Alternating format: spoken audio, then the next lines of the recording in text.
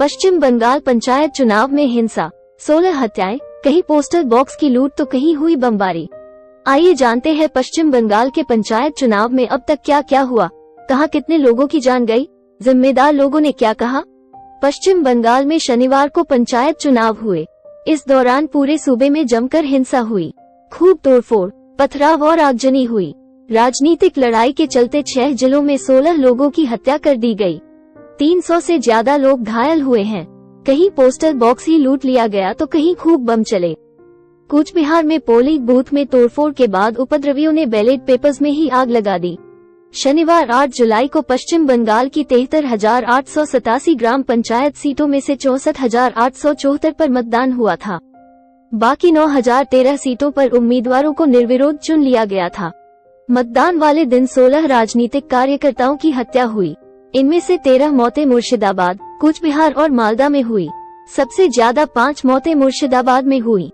कूच बिहार, उत्तरी दिनाजपुर और मालदा में मारे जाने वाले लोगों की संख्या क्रमशः 3, 4 और 1 थी। वहीं दक्षिण बंगाल के 3 जिलों नादिया, पूर्वी बर्दवान और दक्षिण 24 परगना में एक मौत हुई। यहाँ 200 से ज्यादा लोग घायल भी हुए। जलपाईगुड़ी हिंसा में 8 पत्रकार भी घायल हुए। पिछले 1 महीने के आंकड़ों पर नजर डालें तो इस बीच 38 से ज्यादा राजनीतिक हत्याएं हो चुकी हैं। 8 जून को चुनावों का ऐलान होने के बाद से 7 जुलाई तक 19 लोगों की जान गई है। कूच बिहार में कुछ लोग बैलेट बॉक्स लेकर ही भागते दिखे। इसके अलावा यहाँ कई पोलिंग बूथ को उपद्रवियों ने आग के हवाले कर दिया। बीएसएफ का बड़ा आरोप। बंगाल हिंसा की खबरों के बीच बीएसएफ डेग एसएस गुलेरिया ने राज्य चुनाव आयोग पर बड़ा आरोप लगाया है। डीआईजी ने कहा कि राज्य चुनाव आयोग ने सिर्फ 7 जून को सेंसिटिव बूथ की संख्या बताई।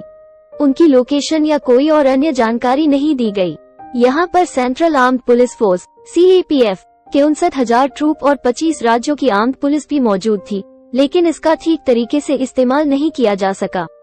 राज्य सरकार ने बताया था कि सिर्फ 4,834 सेंसिटिव बूथ हैं, जिन पर सीएपीएफ को तैनात किया गया था, लेकिन असल में यहाँ इससे कहीं ज्यादा सेंसिटिव पोलिंग बूथ थे। बीएसएफ की तैनाती तो स्थानीय प्रशासन की मांग पर ही की गई थी। इसके बावजूद प्रशासन और राज्य चुनाव आयोग ने सही जानकारी नहीं दी। पश्चिम बंगाल चुनाव आयुक्त राजीव सिन्हा ने भी पलटवार किया। उन्होंने कहा कि यह जिम्मेदारी जिला प्रशासन की थी कि चुनाव के दौरान भीड़ को कंट्रोल करे। उन्होंने आरोप लगाया कि केंद्रीय बल बंगाल में समय रहते कंपनियां तैनात नहीं कर सका।